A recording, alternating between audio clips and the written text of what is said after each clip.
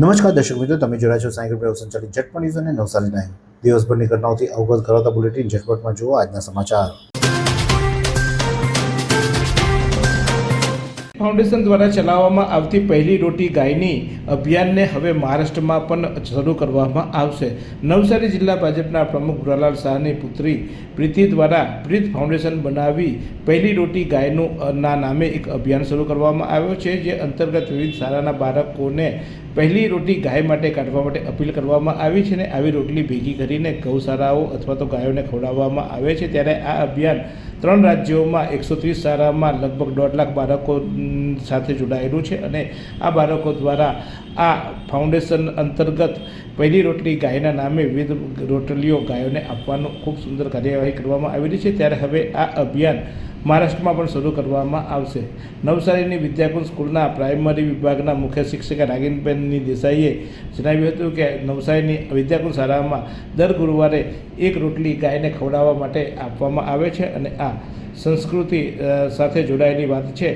ત્યારે હવે આ જે અભિયાન છે તે મહારાષ્ટ્રમાં પણ શરૂ કરવામાં આવશે.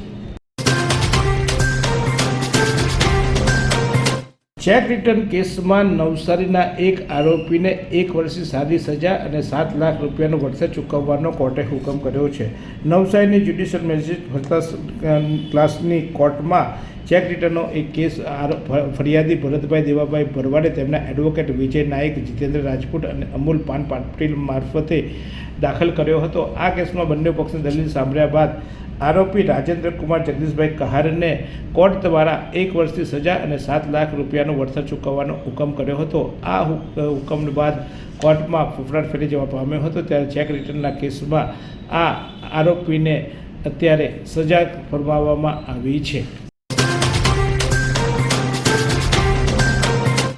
નવસારીમાં એક કાર્યક્રમમાં પધારેલા રિલાયન્સના ડિરેક્ટર અને સાંસદ એવા પરિમલ નથવાનીએ કહ્યું હતું કે નવસારીનો વિકાસ કરવાની હવે મારી જવાબદારી છે. તેમણે ઉમેર્યું હતું કે નવસારીમાં જે પણ કાર્યક્રમો યોજવામાં આવે છે અથવા તો જે પણ વિકાસના આયોજનો કરવામાં આવે છે તે એકલે હાથે કરવાને બદલે સંયુક્ત રીતે કરવામાં આવે અને ખાસ કરીને જ્યારે ગુજરાત સરકાર સાથે MOU કરવામાં આવે વાઇબ્રન્ટ ગુજરાતમાં, ત્યારે વ્યક્તિગત MOUની જગ્યાએ એક સામૂહિક રીતે MOU કરવામાં આવે અને નવસારીનો સર્વાંગી વિકાસ થાય. સુરત આગળ નીકળી ગયું છે અને નવસારી પાછળ રહી ગયું છે એવું નથી, પણ નવસારીએ પ્રયાસ કરવા જોઈએ એવું પણ એમને જણાવ્યું હતું.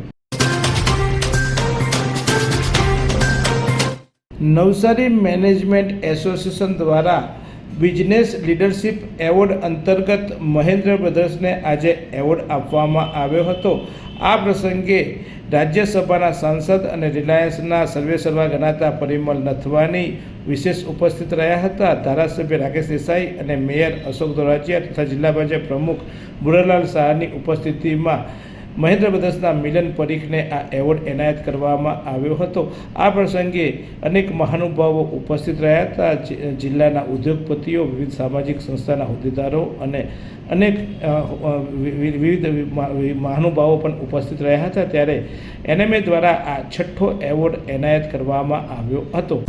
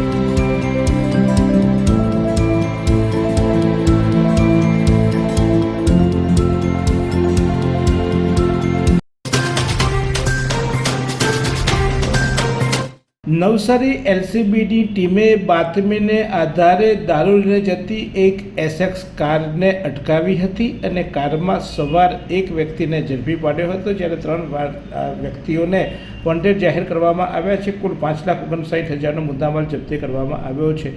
એલસીબી પોલીસની ટીમે આપેલી યાદી મુજબ નવસારીના એન્ડલ મેંગોવિલા પાસે મળેલી બાતમીને આધારે એક કાર અટકાવવામાં આવી હતી અને આ કારમાં ચેક કરતા તેમાં વિદેશી દારૂ મળી આવ્યો હતો. ત્યારે આ વિદેશી દારૂ હોવાને કારણે કારને જપ્ત કરવામાં આવી હતી. કારમાંથી 2,59,000 વિદેશી દારૂ અને કારની કિંમત 3 લાખ મળી કુલ 5,59,000ની કિંમતનો મુદ્દામાલ જપ્ત કરવામાં આવ્યો હતો અને અફઝલ ખાન, કમર ખાન પઠાણ રહે વડોદરાને ઝડપી પાડવામાં આવ્યો હતો, જ્યારે અન્ય 3ને વોન્ટેડ જાહેર કરવામાં આવ્યા હતા. નવસારીમાં ભારે વરસાદ પડે ત્યારે તો રસ્તાઓમાં પાણી ભરાય તે વાત કદાચ સમજી શકાય. આમ તો જો કે વરસાદના પાણીનો નિકાલ કરવો એ તંત્રની જવાબદારી છે, પરંતુ કદાચ એમાં એવા બહાના કાઢતા હોય છે કે એક જ સમયે ભારે વરસાદ પડવાને કારણે પાણી ભરાયા છે, પરંતુ હવે સામાન્ય વરસાદમાં પણ શહેરના વિવિધ વિસ્તારોમાં પાણી ભરાવાની સમસ્યા ઉદ્ભવવા પામી છે. ત્યારે કહેવાય છે કે પ્રી મોન્સૂનની કામગીરીને નામે આ સમગ્ર લાખો રૂપિયાનો ખર્ચો કર્યા બાદ પણ શહેરમાં કેટલાક વિસ્તારોમાં સામાન્ય વરસાદમાં પણ પાણી ભરાય છે, જેને કારણે પ્રજાએ હાલાકી વેઠવાનો વારો આવ્યો છે. નવસારી શહેરમાં મહાનગરપાલિકા દ્વારા જર્જરિત અને જોખમી ઇમારતોનો સર્વે હાથ ધરવામાં આવ્યો છે. 30 જેટલી જર્જરિત ઇમારતોને જોખમી જાહેર કરવામાં આવી છે.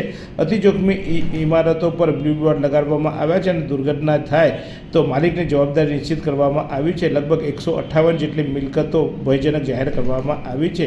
ત્યારે આ મિલકતદારોને નોટિસ આપવામાં આવી છે. નવસારી મહાનગરપાલિકાના અધિકારીઓના કહેવા મુજબ વારંવાર સૂચના આપવા છતાં જો કોઈ મિલકતદાર તેમની મિલકત ઉતારી નથી પાડતો અને જો કોઈ અકસ્માત થશે તો તેમની સંપૂર્ણ જવાબદારી જે તે મિલકત ધારકની રહેશે.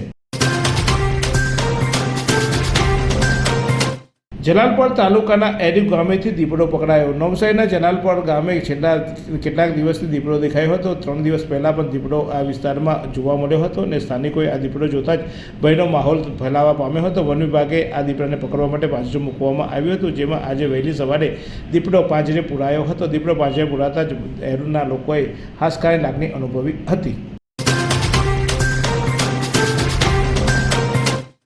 નવસારી માનવ રોગ નિવારણ મંડળ દ્વારા નેત્ર ચિકિત્સા શિબિરનું આયોજન રોટરી હોસ્પિટલના સથવારે કરવામાં આવ્યું હતું. આ નેત્ર ચિકિત્સા શિબિરમાં 170 જેટલા દર્દીઓએ લાભ લીધો હતો અને એમાંથી 122 દર્દીઓને મોતિયાના ઓપરેશનો આગામી સમયમાં વિનામૂલ્યે કરવામાં આવશે. 25 વ્યક્તિઓને ફેર તપાસણી માટે બોલાવવામાં આવે છે, કારણ કે એમની તપાસણી માટે વધુ ઊંડાણથી તપાસ કરવાની જરૂરિયાત છે, જ્યારે 20 દર્દીઓને વિનામૂલ્યે ચશ્મા વિતરણ કરવામાં આવ્યા હતા. આઈ હોસ્પિટલના ડૉક્ટર ત્રિષા ટંડેલ દ્વારા આ સમગ્ર માહિતી આપવામાં આવી હતી. નવસારીના આજના તાપમાનની વાત કરીએ તો આજે મહત્તમ તાપમાન 30.8 સેલ્સિયસ નોંધાયું હતું, જ્યારે લઘુત્તમ તાપમાન 24.7 સેલ્સિયસ નોંધાયું હતું. હવામાં ભેજનું પ્રમાણ સવારે 96% જોવા મળ્યો હતો, જ્યારે સાંજે 77% જોવા મળ્યો હતો. આજે પવનની દિશા દક્ષિણથી પશ્ચિમ તરફ રહેવા પામી હતી.